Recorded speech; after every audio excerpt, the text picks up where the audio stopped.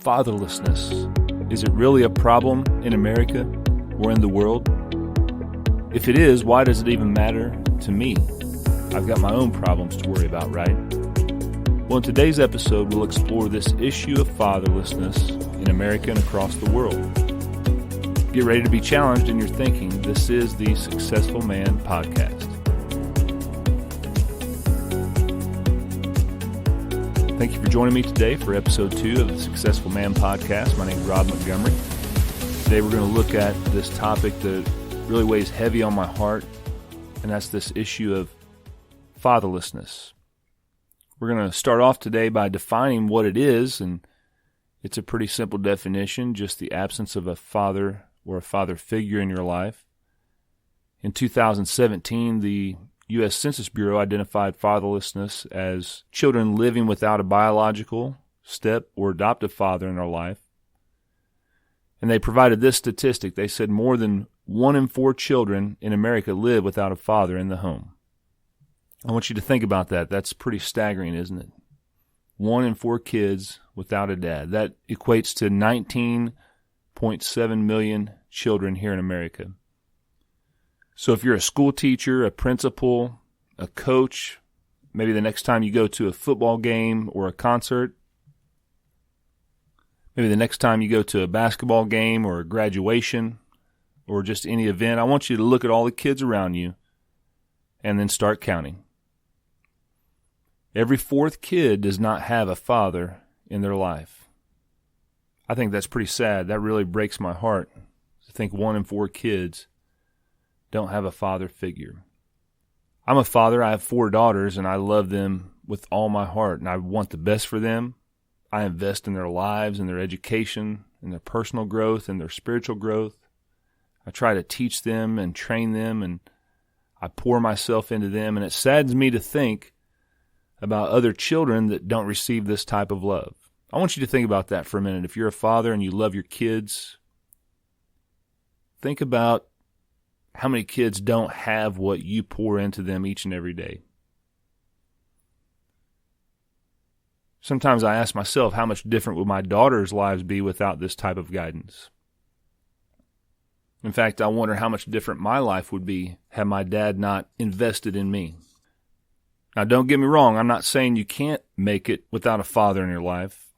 And I'm not saying you can't be successful and that you can't learn or grow without a father. That's not what I'm trying to say. But what I am trying to say today is that there is something special that happens when a father loves and invests in their child. There's some lessons only a father can give. There's something special about a loving fatherly influence. Now, before I go any farther, let's just get this part out of the way right now. If you are listening and you're a man that's produced offspring or will produce offspring, I want to charge you to be a man and take care of that son or that daughter. You may not have wanted a child or maybe haven't planned for a child, but here's the deal. The result of your temporary pleasures may have resulted in a human being being produced. So be a man and love that child, teach them, train them, invest in them. That may sound a bit harsh, but I am passionate about men being men when it comes to being a father. In fact, I believe that's why we have many of the difficulties in this country, is we can attribute it to this fatherless crisis. You may think that's a bold statement, but let me share some of them with you. The National Fatherhood Initiative calls out some key issues. You can find their website at fatherhood.org. They have an infographic that describes the impact of the fatherless crisis here in America. I'll try to post it on the website for the blog for this podcast, manofsuccess.blogspot.com. That's manofsuccess.blogspot.com. So let me just go over just 4 of these outcomes that they attribute to fatherlessness in America. Number 1, no father in your life, 4 times greater risk of poverty. Number 2, 7 times more likely to become pregnant as a teen. Number 3, more likely to go to prison. Number 4, 2 times more likely to drop out of school. Those are pretty staggering stats if you ask me. And do you want that for your son or daughter? I believe you're saying no. But I want us to elevate our thinking today a little bit. Do you want that for the children of your community? Remember, 1 in 4 don't have a father in their life. Do you want that for this country? I say no, and 1,000 times no. But what do? I think right now it's appropriate to give a shout out to a friend of mine whose name is Monty Bush that lives in Dayton, Ohio. Monty's the CEO of a nonprofit called the Victory Project, and you can find more about what they do and how you can contribute on their website, which is victoryproject.org, victoryproject.org.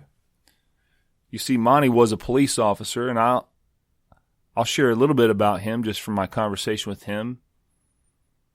But he was a police officer in Dayton, Ohio. He dealt with kids on the streets without fathers in the home.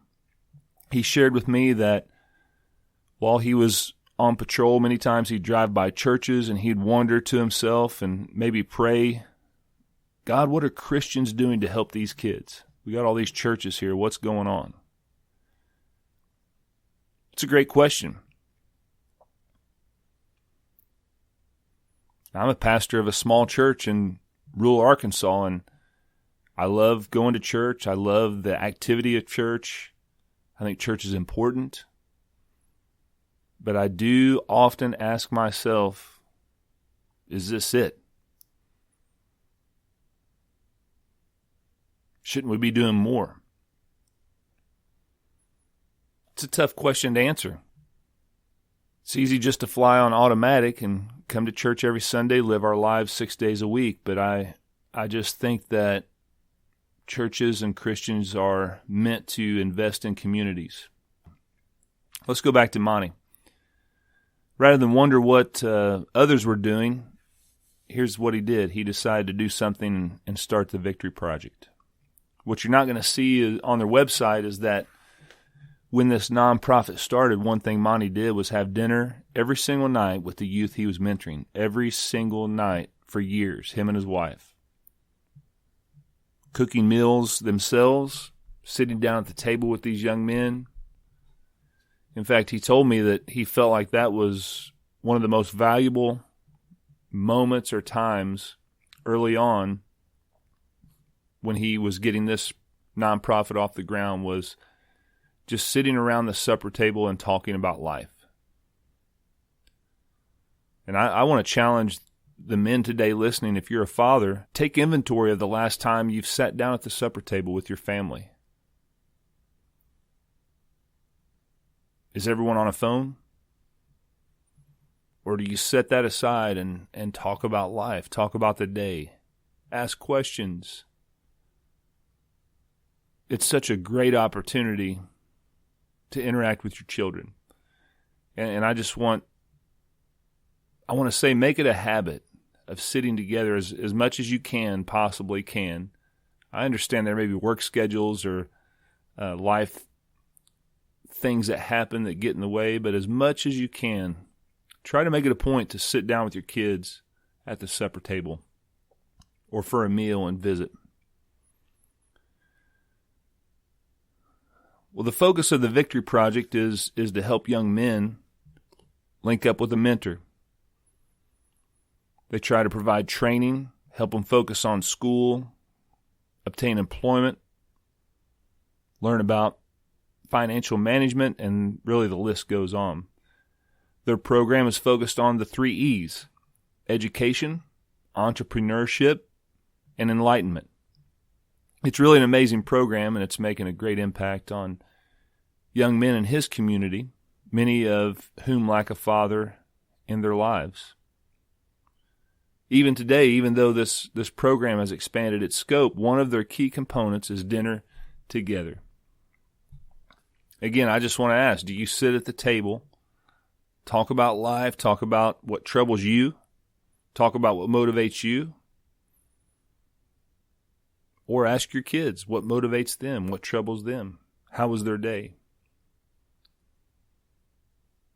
It's about walking with your children. Being a mentor, being a father, is really just walking with your kids through life. And I think one of the greatest ways to do that is at the dinner table. Some of you may be asking, Rob, why are you so passionate about fatherlessness? Well, I'm glad you asked. There's really two events that in my life caused me to become more aware of this issue. The first one was when I was deployed in Afghanistan in 2010. And I have a lot of stories I hope to share in future podcasts, but today we're talking about fathers and children.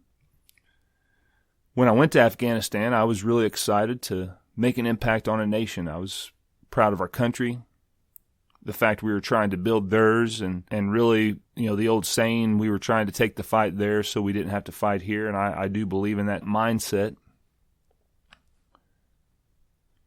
And I'm sure anyone that's in the military that served over in Iraq or Afghanistan would agree 100% with that as well. But at that time, our country was investing billions of dollars into the Afghan economy. I was with a group. We were sent to really help prop up the economy by finding businesses that created jobs, and especially for women-owned businesses was a big focus.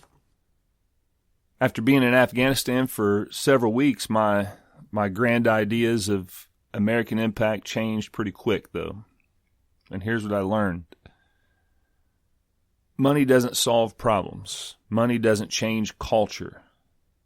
Money doesn't improve society alone. Now, our country, even though we had good intentions, what we failed to realize is that the structure of society in Afghanistan prevented, and it's going to always prevent, progress. It's 2020. A lot of things haven't changed.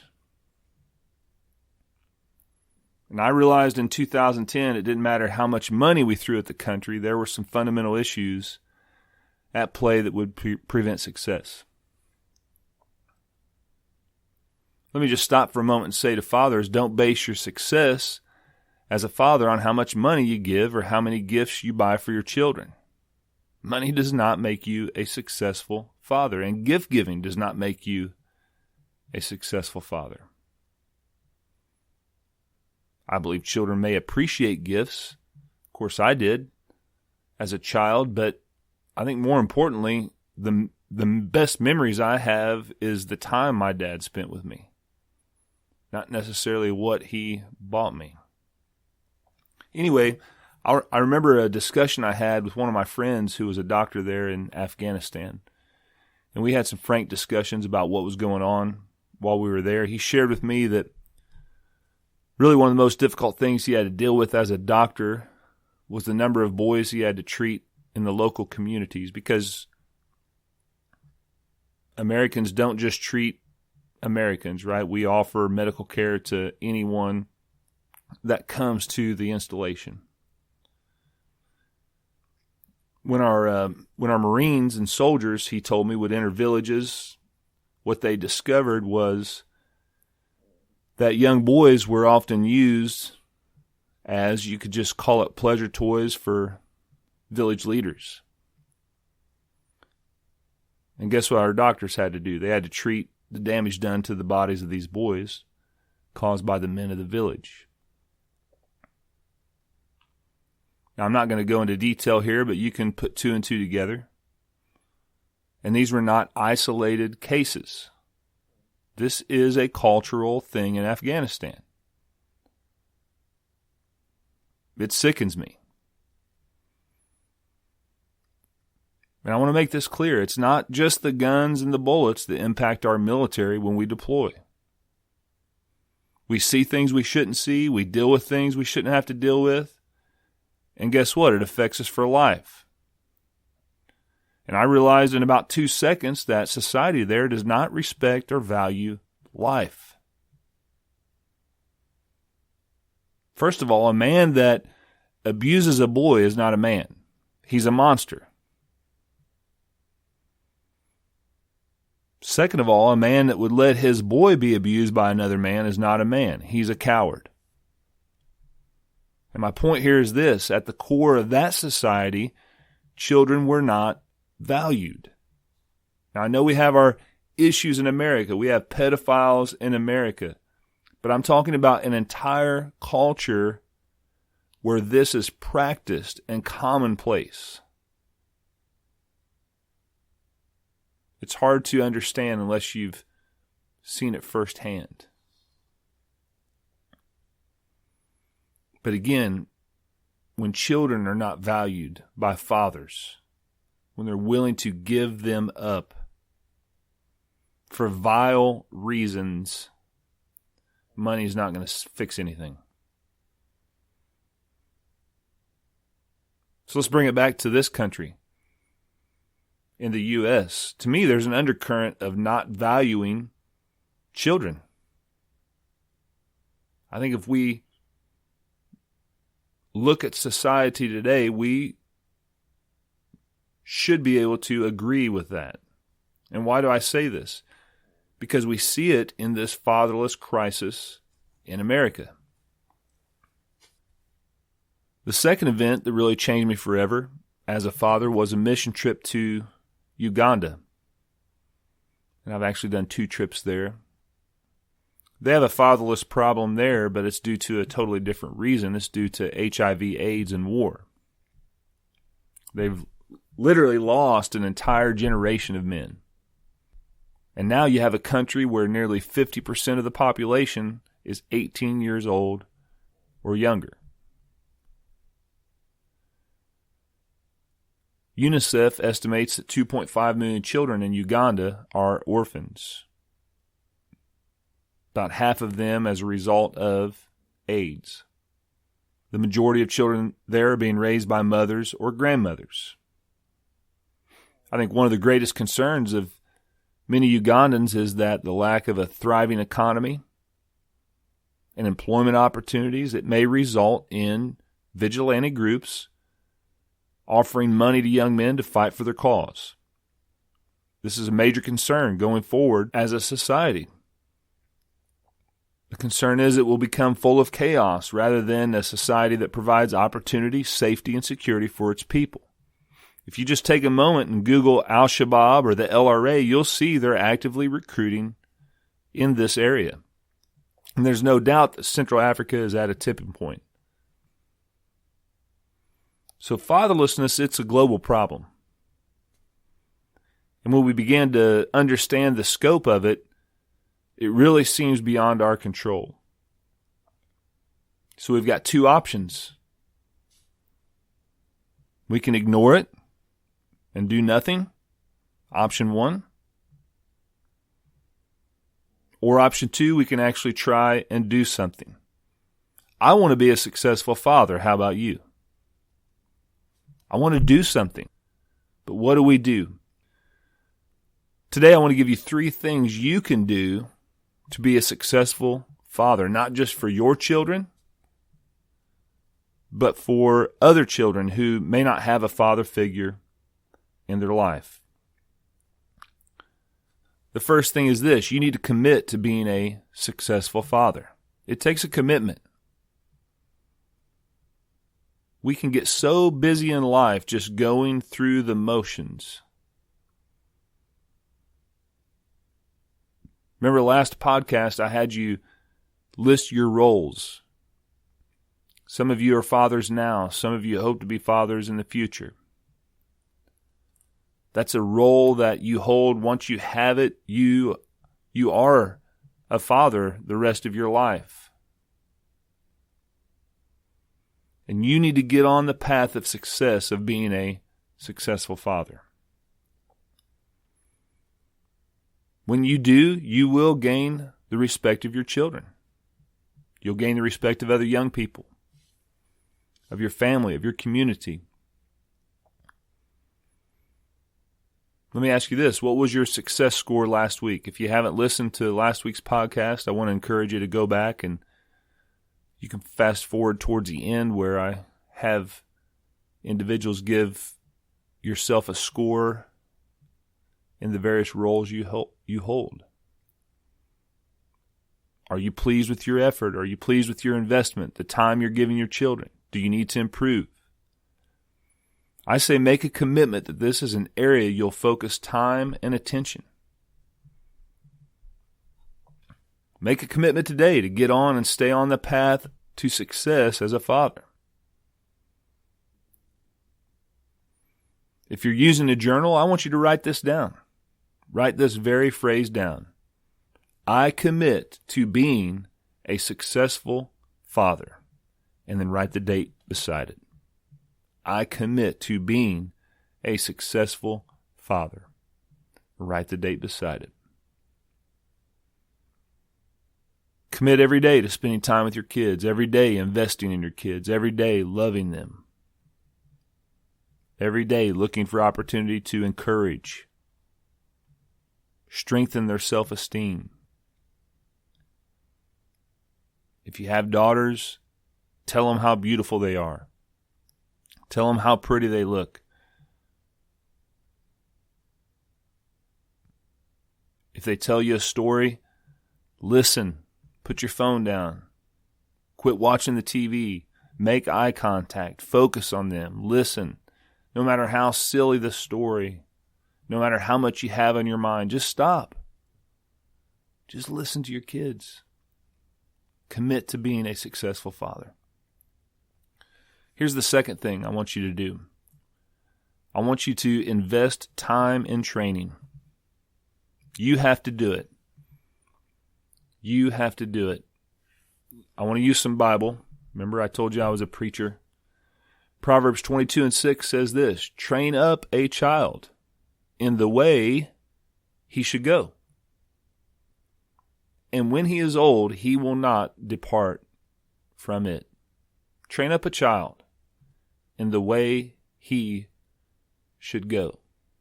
Now, if you're not a churchgoer, I think you would agree with me that there's some fundamental characteristics children should have. Respecting authority, respecting their parents, being kind, being generous, showing empathy, being friendly, work ethic. What the Bible tells me to do is to train my kids. I need to teach them. And guess what? I can explain or tell, but a big part of the way I teach them is by modeling that. I have to model it in front of them. When I face a difficult situation at work, or when I face a difficult situation in life, maybe I lose my cool, sit down with your kids, explain to them how that brought pressure on you, how maybe you didn't handle it well, how you're trying to be better. Just being honest with them, that's training. Think about this. Children without fathers training them in the way they should go, they're left to discover life their own way. And we've already covered the results. It's a fact. Young people need someone to guide them. Everyone needs a mentor. Everyone needs a voice of reason in their life.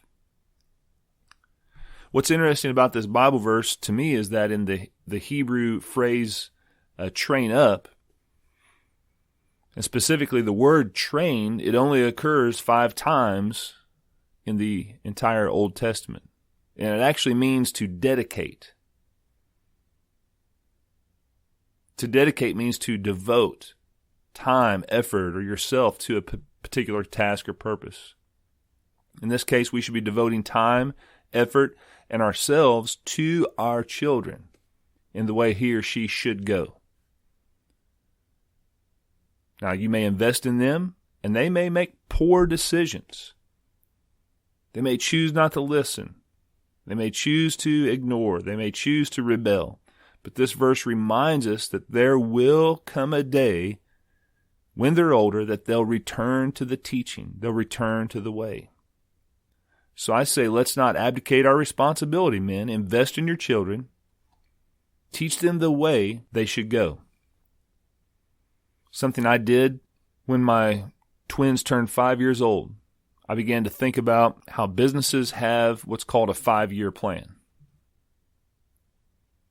And I thought, well, if businesses have a 5-year plan, why don't I as a father have a 5-year plan? In other words, I have kids that are 5. By the time they're 10, that's a huge change in life. So what lessons do I want to teach them in the next 5 years? And I actually took time to write down the lessons, the thoughts, the characteristics, I tried to dedicate one main theme each month over that 5-year period to talk to my kids about. And then when they hit year 10, I reevaluated my 5-year plan and took it out to age 15. Because from 10 to 15, that's a huge change. Entering puberty, getting a driver's permit, becoming a teenager, lots of life changes there, lots of new training, lots of new topics to cover. Maybe something you want to do. You may want to develop a 5-year plan for your kids. Devote a topic each month and spend time thinking about that. Let's look at the last thing you can do. After you commit, after you invest time, simply this, number 3, make training a part of everyday life. Just make it a part of life. There's a passage of Scripture I read as a young father, and it really excited me because I didn't know what I should do or how I should teach or train my kids. Now, I just want to read it to you, and then I'll explain it. It's found in Deuteronomy chapter 6, verses 4 through 9. It says this, "Hear, O Israel, the Lord our God is one Lord. And thou shalt love the Lord thy God with all thine heart, and with all thy soul, and with all thy might. And these words which I command thee this day shall be in thine heart. And thou shalt teach them diligently unto thy children, and shalt talk of them when thou sittest in thine house, and when thou walkest by the way, and when thou liest down, and when thou risest up. And thou shalt bind them for a sign upon thine hand, and they shall be as frontlets between thine eyes. And thou shalt write them upon the post of thy house and on thy gates." First of all, verse 6 says we should teach our kids, or it tells us what we teach our kids has to come from our hearts, not just our minds. There's something, I want you to think about that. There's something about teaching from the heart that makes an impact more so than just trying to pass on knowledge. Think about a teacher you had in school. There's some that have a passion for what they taught. They believed in what they taught, and to me, their class was more engaging, more interesting, more impactful than those that were just trying to pass on knowledge. The same goes for fathers to children. Let your heart resonate to them. This means you have to be vulnerable. When you begin to expose the depths of your heart to your kids, they may see weakness. They may see areas where you have to improve. But that's okay. They begin to see that Dad's real. He's trying. He's on a path to be successful.